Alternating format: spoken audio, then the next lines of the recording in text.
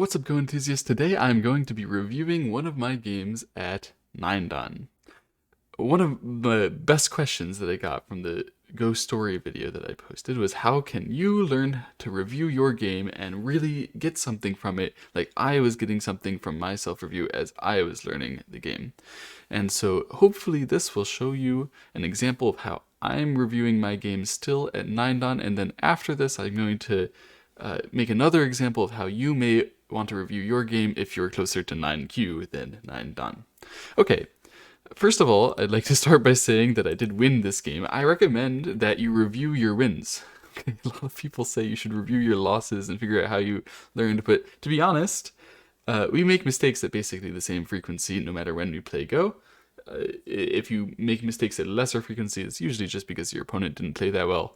And if you win or whether you lose, that is not really that dependent on whether you played better or whether your opponent played better. It's more dependent on luck at the end of the day.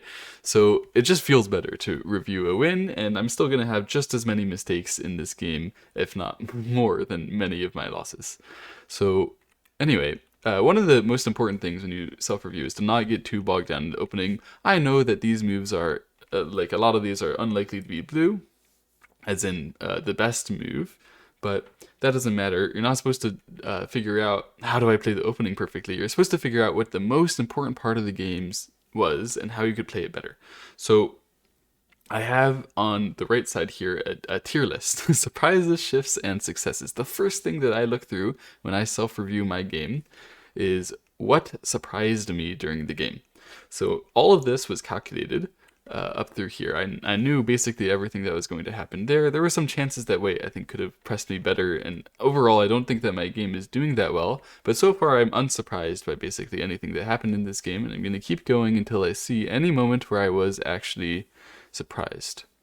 Okay, so here I remember when I played this move, I thought my opponent would not even dare to just defend, but he did, and it felt bad for me. So I think one of the surprises that I had this game was that my opponent was doing pretty well on territory. I ended up with just this third line in the bottom right corner, and it felt like my opponent might be able to have more than me. I think this is one of the reasons why. I think this move was a little bit passive. And then additionally, here, I was surprised when he went up here, but not in a good way. I thought that was actually quite big. So in retrospect, probably I should have played a move either in the center or in the upper right there.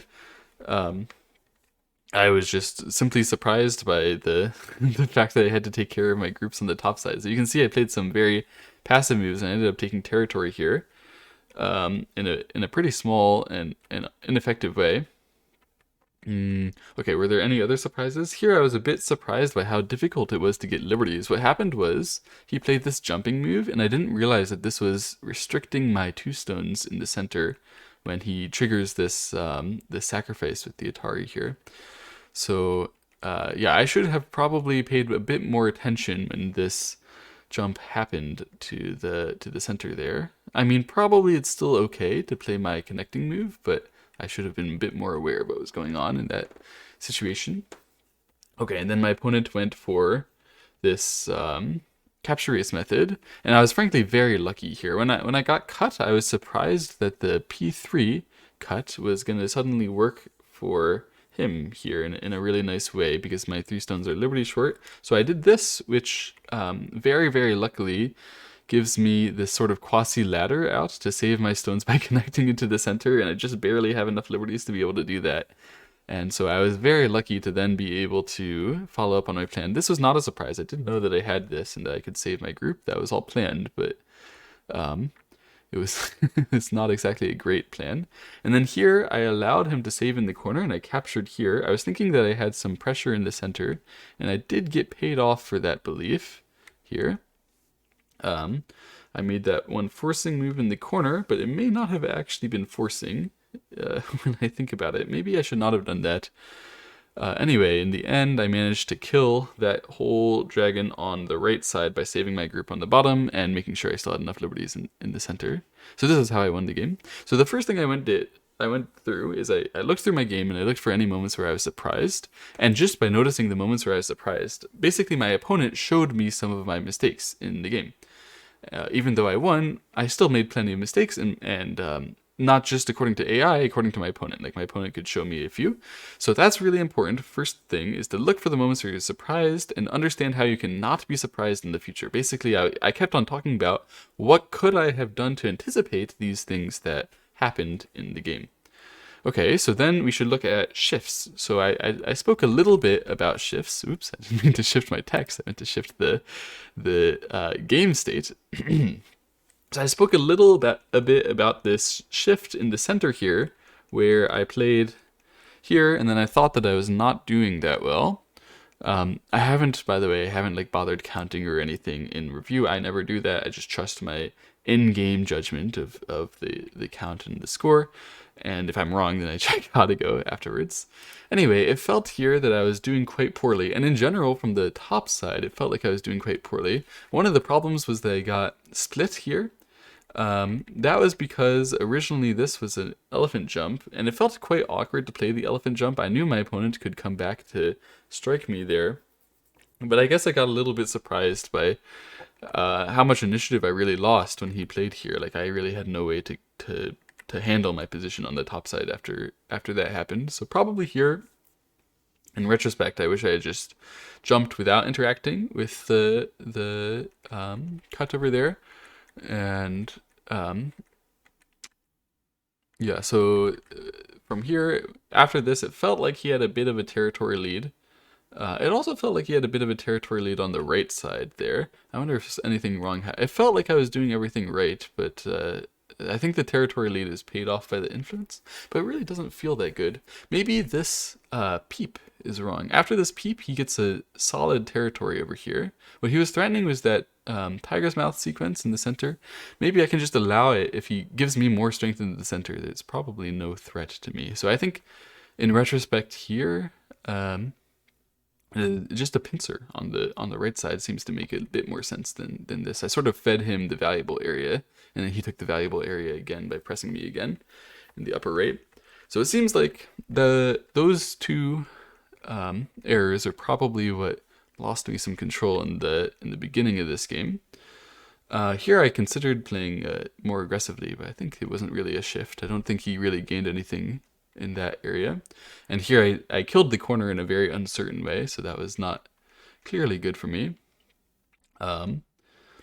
Maybe this one solidifies it a little bit too much. I could have played L2 in Gote, most likely Gote, and that would keep a more interesting game. I'd be a bit stronger, and he wouldn't have Sente to play over here. But this was so big to Hane over there. I think that Hane was definitely the biggest.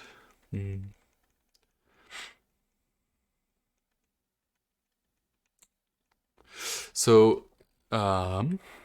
yeah, when it comes to this fight, I don't think that there's very much I can do differently here. If this cut would have worked for him, then I definitely should have backed off and not tried to kill at this moment. But if I don't try to kill, that means I like Hane, or I surround his group. Honestly, it was possible, right?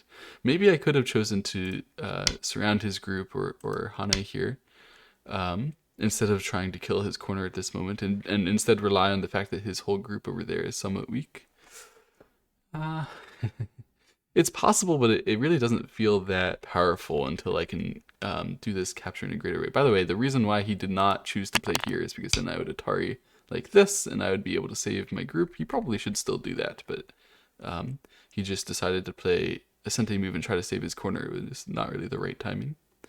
Okay, let's take a look at Katago. So one of the things, oh, well, I guess I can look at successes first. I've been sort of casually doing that. Successes is you check the moments where you scored a victory because you made the game difficult for your opponent. It's important. I think this is part of the reason why it's good to review losses. It's important to know how you're winning games.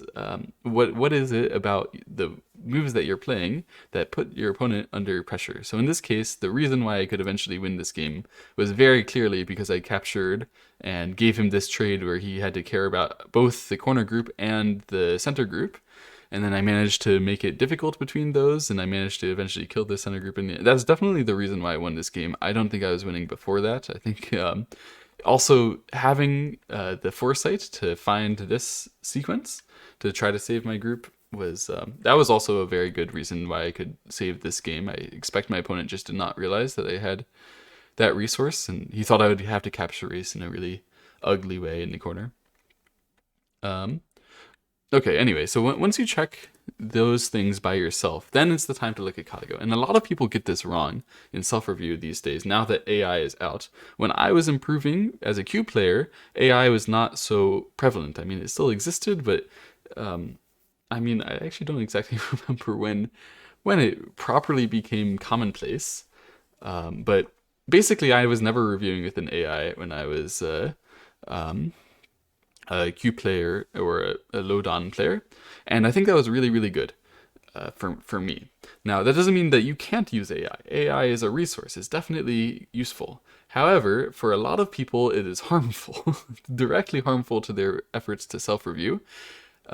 Not because it's going to give you bad moves, not because you can't listen to this, you can't listen to that. The only reason why AI is harmful is because it prevents you from thinking that you could be wrong. Like, basically, when you look at the AI and then you like, okay, that move was the right move, then you lose your sense of self-doubt that causes you to make ideas, that causes you to reason about why other things could be different about the game. And so it's really, really important that you only check Katago after you've given yourself the opportunity to debate, to reason with yourself about how things could have gone better, and then use Katago to check your reasoning rather than to check your moves. It's really, really, really important, because the only way that you can improve in this game when you self-review is to actively change your thought process. Not change the type of move that you would play, but the thought process that led to the moves, right? So now I'm going to click the score estimator here. And I'm going to see all the Katago things. We're going to see, okay, my judgment was really off in the middle game, sometime around here. I thought I was just losing. I was winning. Okay, fair enough.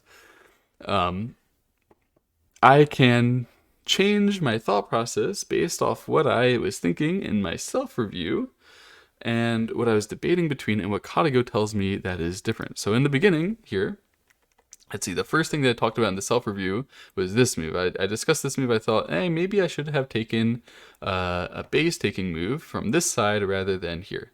And so indeed, this move is better than the move that I played. My move did feed him here, but the best move was here. So this is a somewhat similar idea, but basically what I noticed afterwards in the game where he peeped and he stole this, and I felt quite awkward. This was true awkwardness. Like, this was correct. That I was supposed to feel like that was bad. And so what I can learn is I don't want, when he has a weak group and I have a weak group, I don't want him to take that base away. And basically I should be thinking about the base condition of these groups. This one is about the base condition of white. This one is about the base condition of white, more so than the shape in the center. That shape, I understand how much that's supposed to value now. So basically what's shifting in my brain right now is I'm thinking, all right, next time that I want to evaluate a fight between weak groups like this. In the game, when I played this one, I valued a lot the shape for cutting points and control of the center and that sort of thing. And now I understand that from my review, I was saying probably the more helpful position is the one where I've taken the territory, where I've denied him the chance for the territory on the side. Now I understand that is indeed something that I should worry about, and I should worry a little bit less about those powerful shapes in the center next time I get a position like this. Okay, so then the game went on, and he played here. I did know that one was a mistake, but I also, in review, remember, I was saying this one felt quite awkward, probably jump instead. AI is saying I could have played the turn here. It's an interesting move, or I could have played from the center like this. I did think about this move in the game as well, I remember. It seems to think this move is not so bad, so I'm curious whether my judgment was just off. This move was a little problematic.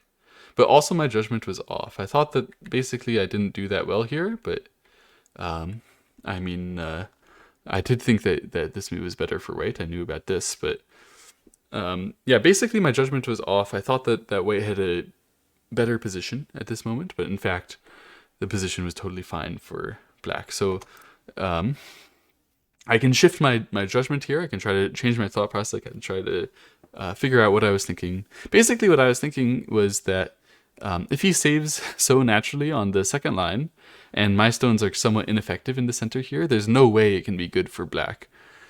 But I guess there is a way it can be good for black, because it was good for black. So why is there a way it can be good for black? I guess the reason is white just doesn't have very much territory here. So as long as my stones are like effective, like this stone is somewhat effective at building this area, right? As long as my stones are effective and I can just keep playing the game, then I guess I shouldn't be so scared of second line. Like if I were white and I had to bow down to the second line, I probably wouldn't have felt that good about it. So similarly, I shouldn't feel that bad about it when my opponent gets it. That's the thing that I'm going to change my mindset over. Basically, if I were white, I would feel like, oh, okay, I fixed sort of meh on the top side when this one happens. I'm going to remember that, and next time that I see my opponent fix in a way that's sort of lackluster, I'm also going to judge that to be lackluster from the opposing side as black. Okay. Anyway, the game continued, and okay, so here, indeed, the AI suggests that I do this one. So remember, in self-review, I wondered whether I lost some value doing this, and I thought, no, it's so big to play here. But in fact, the AI was telling me the whole time I should be playing there. Also, I knew about this peep, by the way. I did allow that peep, and my opponent should have taken it. If they were a bit more alert, they would have taken it, I think. So anyway, the main thing to notice here, this one, AI is even judging it to be sente. So I was saying that one is probably not sente, but this cut was powerful. So normally I've seen this cut not be very powerful, but in this case, aha! So the reason why I believe that the AI is judging this cut to be powerful is very simply that there was weakness in the bottom right.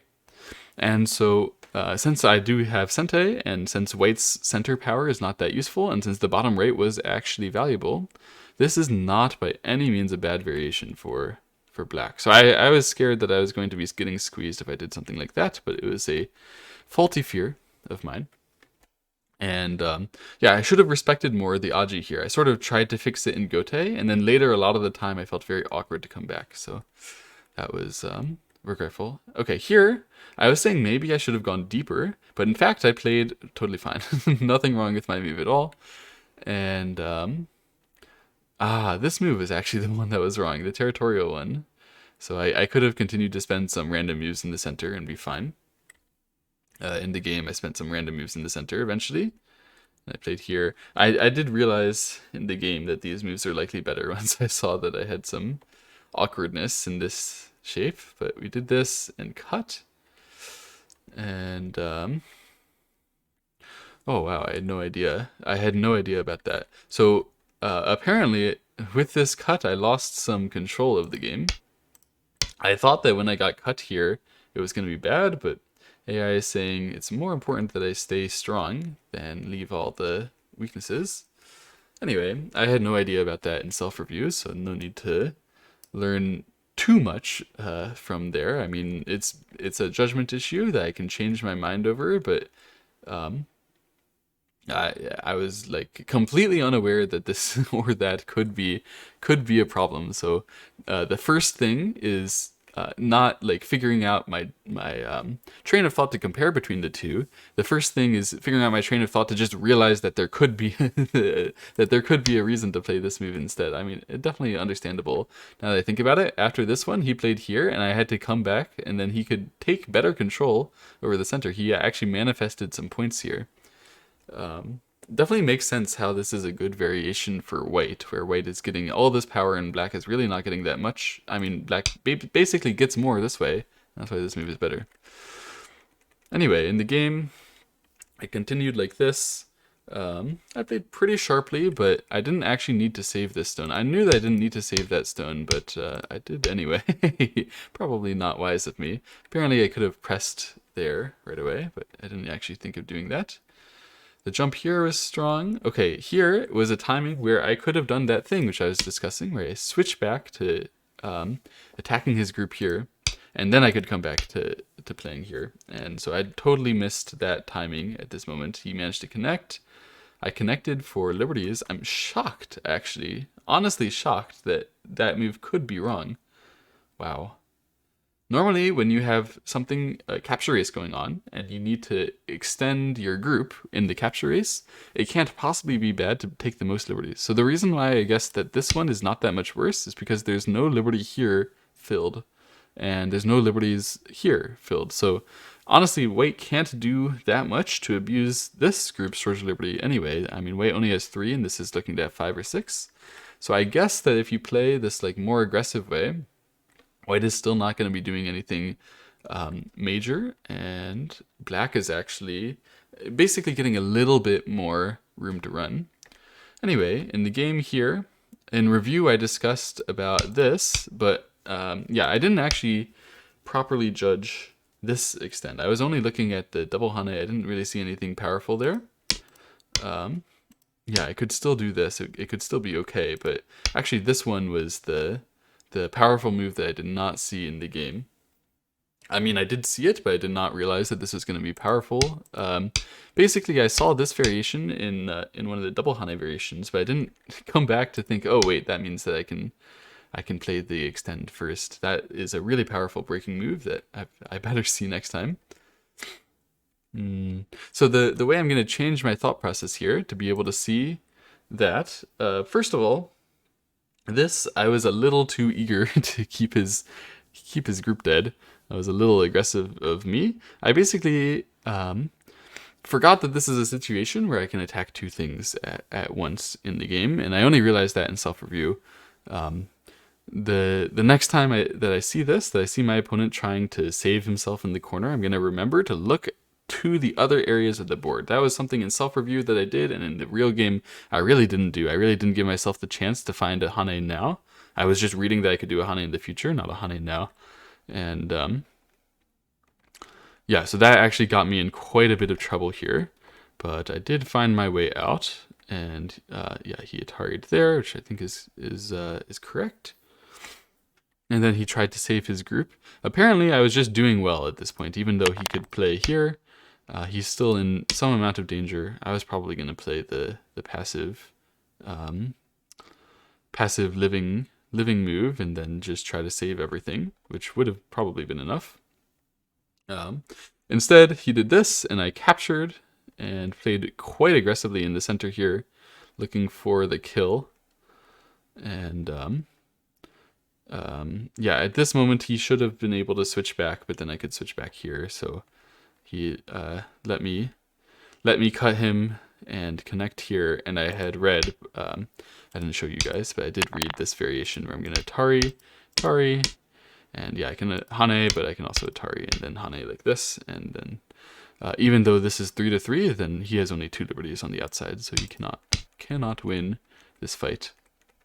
And so that's why at this moment he fixed in the center, and when I fixed here, he resigned. Alright, that was a very fun game. You can always feel self-satisfied after you review the game that you win, right? I feel very happy right now because I won a game. Yay! If you review games that you lose, it gets very depressing. So it's much harder to convince yourself to go and do the full review next time, right? And I made so many mistakes this game. Plenty of stuff to learn from. Most importantly, these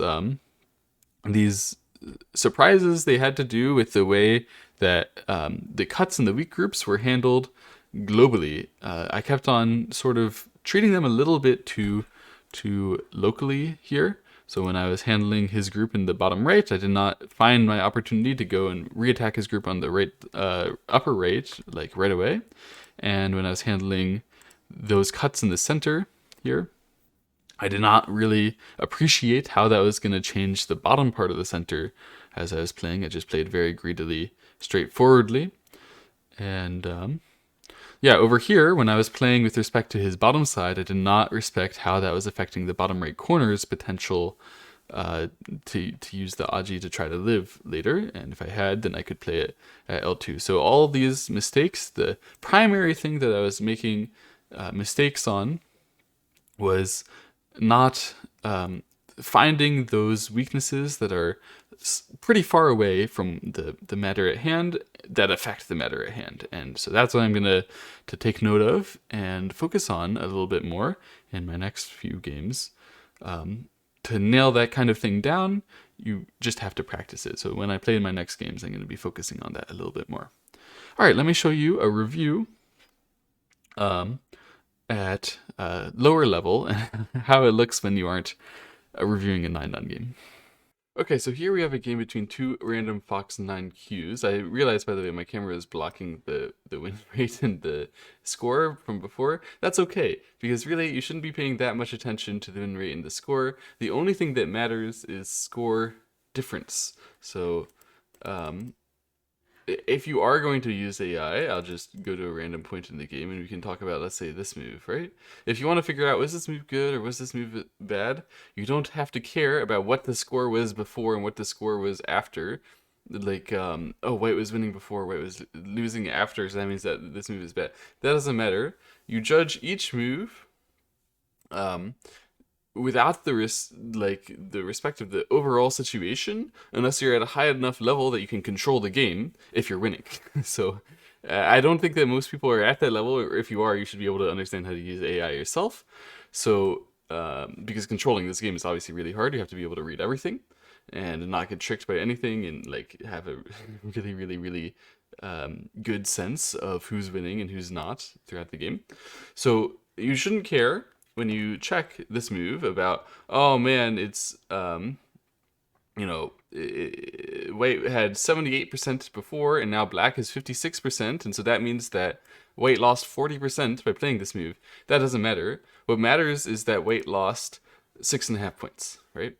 And so you can ask yourself, well, why did white lose 6.5 points? Why was it exactly 6.5 points? And you can understand how good and how bad moves are. In this case, this move is not threatening to live locally. So yeah, you can see basically it just increased the Aji on the inside there from that AI variation. AI starts messing around and trying to figure out how to use that.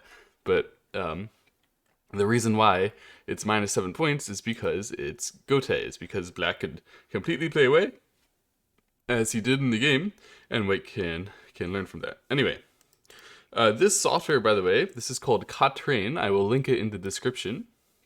It's a pretty good software, but as I said before, you have to be wary of doing too much of the AI. So if I were a 9Q and I were reviewing this game, let's say from the perspective, who won this game? From the perspective of white, who won this game, right? I'm going to look for any moment where I was surprised by what happened. So maybe white was surprised by the beginning when they haned, black cut, and then suddenly they couldn't save their cutting stone, and they tried to do it, but it was just dead inside, right? So eventually they just played a whole bunch of the time on the outside, and then they died inside. So this is a moment where white should have been surprised. Next time, he'll notice, oh, if I ever want to hane at the head of my opponent's stones, I should check their cut. And after they cut, if I think I'm just going to die, I should not do that. So white can learn, oh, next time it will extend in a similar position. And regardless of whether that's the best AI move or not, that's what white should learn. Of course, we can go ahead and check. Here we can turn on the top moves and you can see it is indeed the top AI move, but this one only loses 2 points. That's because white could have sacrificed a little bit better than trying to save again.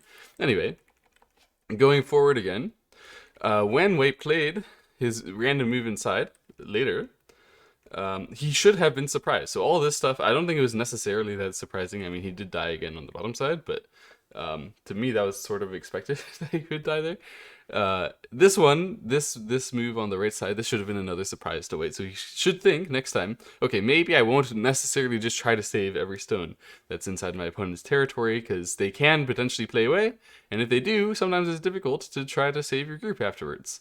So in this case, white got in some trouble. He managed to get this hane as a result, so maybe he's somewhat happy with himself, but he really shouldn't be, because black got a full move at O2 just for a couple of little endgame things. Anyway, the game went on. White really tried to make something happen there, but nothing happened. He can work on his reading a bit, his understanding of how that's going. But eventually, White's success, the reason why he won this game is because he got a whole bunch of these big moves, and he didn't care about the center. So, I mean, he passed, but he took care of the corners, the sides, like this. And as we know, corners and sides are bigger than the center. So because he did that, and then black continued to invest into the center, And he kept caring about the parts which were next to his territory. He kept pushing and pushing and pushing, and then black started getting broken everywhere. And then you can see eventually white is just winning this game very, very cleanly by getting all of his territory here. So wait, he can learn for successes is that, wow, when I took care of my sides and my corners, and black was taking care of the center, those are good exchanges for me every time. I kept on increasing my advantage, and that's how eventually I could take control with this massive center. You know, if if you asked, you know, retrospectively, which player would you have guessed to have cared about the center more in this game, where white has territory and like all the center? Probably you guys would think it was white, but in fact it was black. Black was the one who was spending his stones directly in the center, and white just spent his stones on the side everywhere. And he only went to the center once he had nothing to do left on the side, and then he just asked black to keep on taking the center, keep on investing.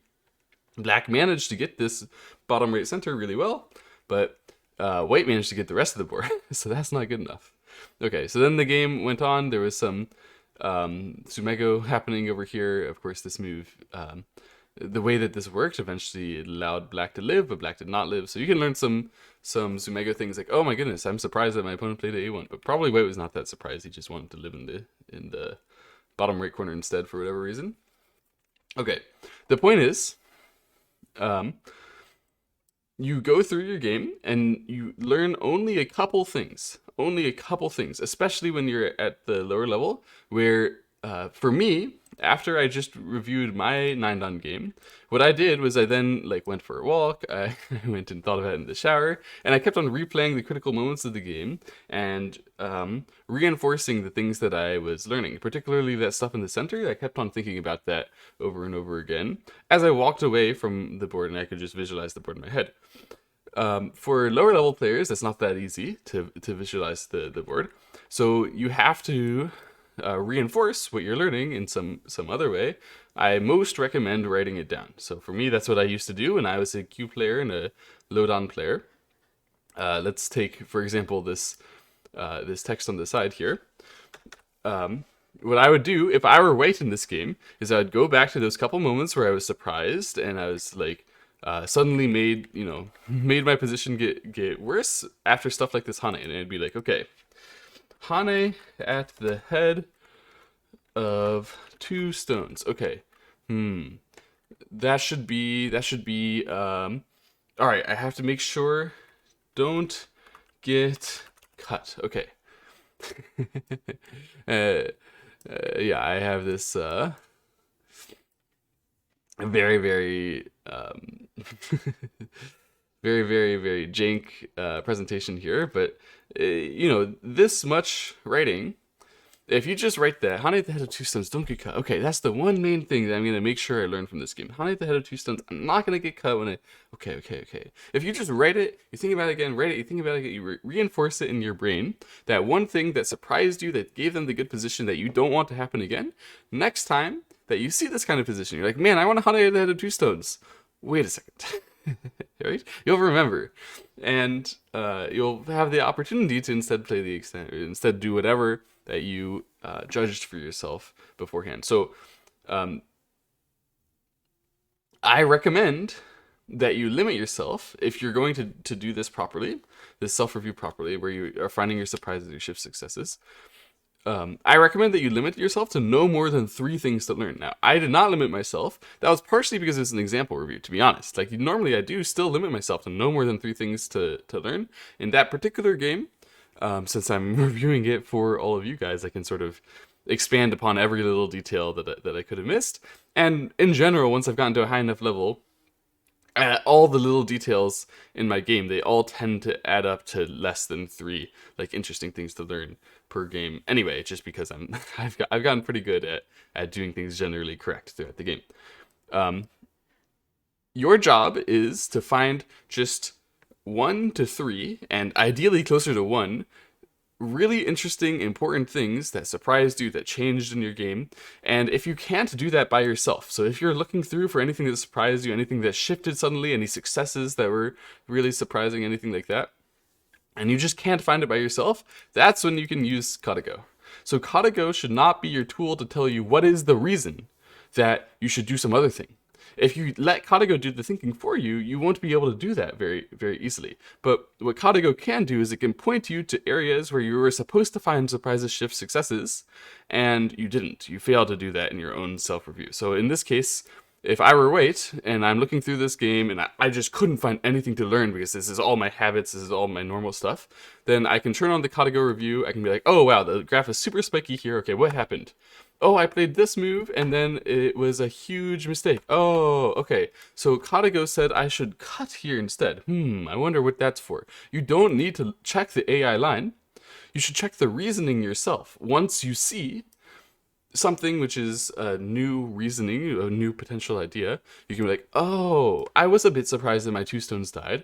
Maybe with the cut, I could have done something a bit more powerful. I wonder what that's all about. Oh, when I'm trying to use my stone on the inside and I want to fight, I have to fight against their cutting points, or else they're just going to be solid and they're going to try to beat me in the capture race. So in this case, I'm already actually capture racing with K3 against G3. So what I'll do next time, when I have stones that I think are dead and I want to use them, I'll think, what am I targeting with the capture race and what cuts can I use to help with the capture race, right?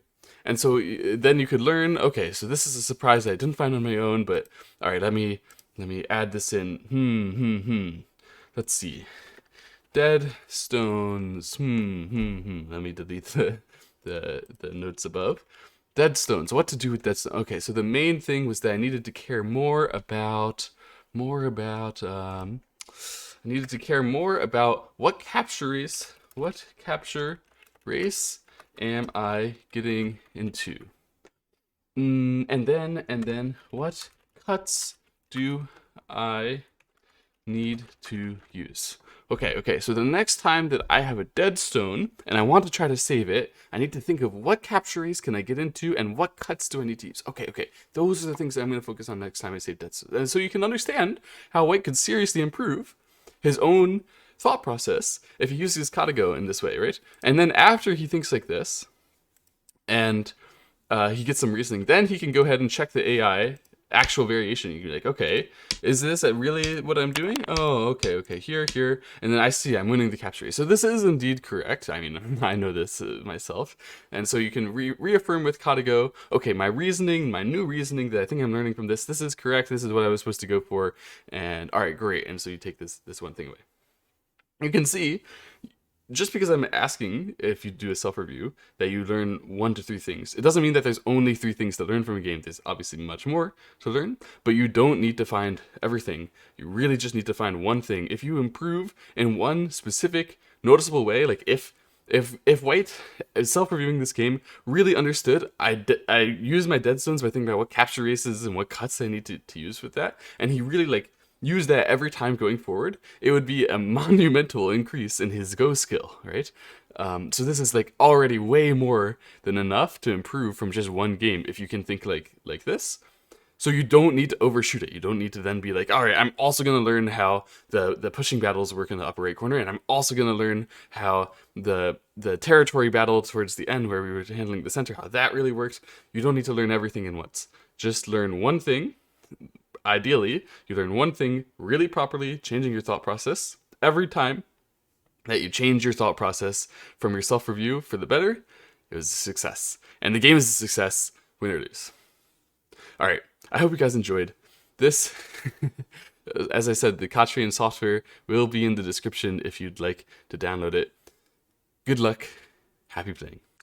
Check out Go Magic for premier educational content. Bye-bye.